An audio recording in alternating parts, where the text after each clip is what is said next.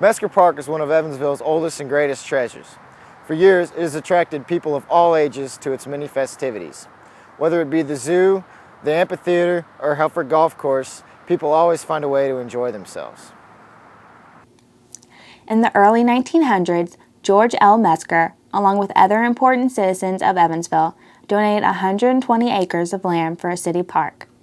The idea was to split the land into regions for certain park activities. The basic places that were to be built were a golf course, a zoo, a playground, and a shelter. 1916 brought the first major developments of the park. In that same year, George Mesker gave $25,000 for park improvements. The Helfrich Tract, which is the land that was used for the Helfrich Hills Golf Course, was obtained in 1922. At this time, the Chicago Park Builders Services were acquired to further the development of the park. Thomas Bindelow, a noted golf course architect, was on the staff. Thomas Bindelow was the designer of Helfrich Hills Golf Course that was built in 1923. In 1928, the Evansville Kiwanis Club supported the building of a playground. Then, in 1930, they gave money to back the building of a shelter. The Mesker Park subway, that connects the parkland to the other side of Mesker Park Drive, was financed 2 years later. Located next to the entrance to the subway is the Mesker Park Amphitheater. The amphitheater was in construction from 1949 to 1956. The theater is now used to host the free Mesker movies during the summertime.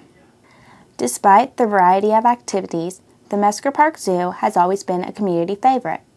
The zoo was established with Clem H. Kevcords as the park's first zookeeper. Kevcords was 48 years old, and by the time he was 67, he was retired. Kevcords says he left his dream job in 1942 because politics got too bad and he had to get out. Before Kevcords left the scene, many accomplishments were made within the zoo. The first occupants obtained by the zoo were 2 circus lions. A year later, in 1929, Kay the elephant came to Evansville. Carl K. Kinnett helped get the word out about Kay, and the day she arrived, the streets were lined with school children to welcome her. Gilmore M. Haney's barless cage design, a new, more natural habitat, was built in 1934. One of the most famous examples of Haney's new design was the Monkey Boat. A replica of Christopher Columbus's ship, the Santa Maria, the Monkey Boat provided shelter, room for exercising, and a water-filled moat that prevented the monkeys' escape. Today, the Monkey Boat is one of the most recognizable components of the zoo. 2 years prior, the barless cages were used to construct a bear pit. Therefore, Kay the elephant, the lion cubs, some antelope, a bear, and alligators were brought into the park. All these aspects brought the park together and allowed Evansville to have its first zoo. The park also featured a much-loved carousel.